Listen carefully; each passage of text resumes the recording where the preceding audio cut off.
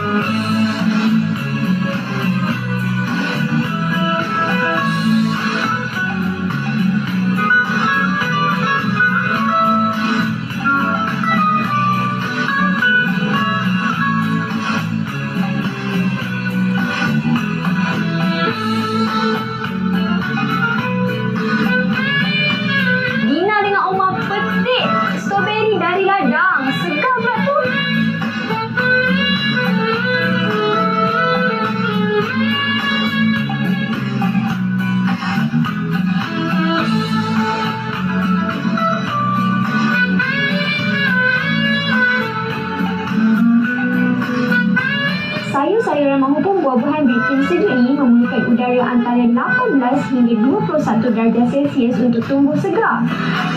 Tapi kan, macam mana petani di sini mendapatkan sumber air untuk pokok-pokok ni ya?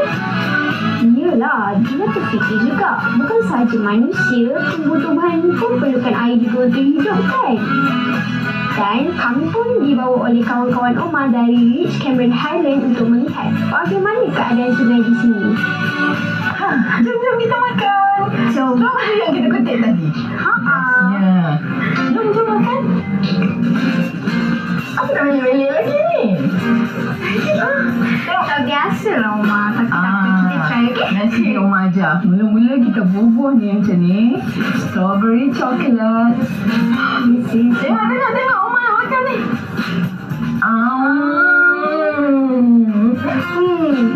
Boleh pula cica dengan coklat. Sedap sangat. Nanti kan Dina nak pergi lagi lah ajak Omar. Sedapnya. Bismillahirrahmanirrahim. Sedap. Mantap.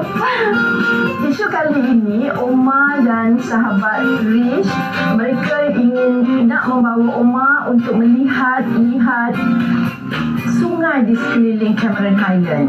Jadi sahabat telah mencadangkan untuk kami pergi ke hutan simpan Batu Ganggang.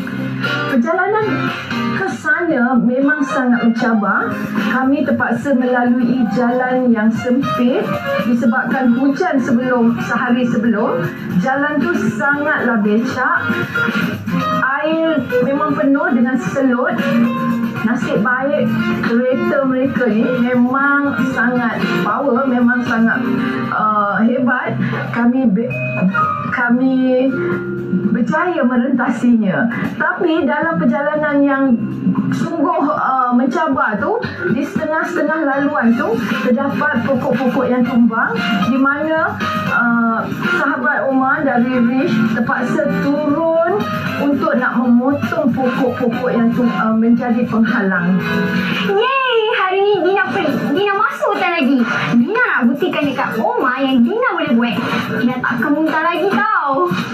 Tapi jalannya bengkok-bengkok. Nak buat macam mana? Dina tahan je lah. Lepas tu kan Dina pergi sungai. Dina tengok air dia sejuk.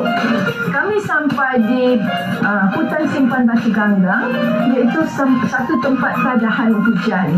Dan dari situ kami berjalan kaki menyusuri semak samun yang penuh dengan air, memang basah kasut kita ni nak jalan hingga ke sungai. Sungai tu sangat cantik sebenarnya, airnya jernih, tapi yang menyedihkan Oma ialah masih terdapat plastik-plastik yang digunakan untuk tanaman pokok, dan juga paip-paip getah air yang telah dipotong, yang ditinggalkan. Rasa Oma benda-benda itu semua ditinggalkan oleh penceroboh tanah pertanian sebelum ini. Jadi kami juga mengambil peluang untuk nak menarik tanah plastik-plastik tu supaya tidak menjadi penghalang air untuk terus mengalir ke tanah di bawah saya. Okey, inilah kesan-kesan bekas kebun lama yang awak boleh tengok sekarang ni.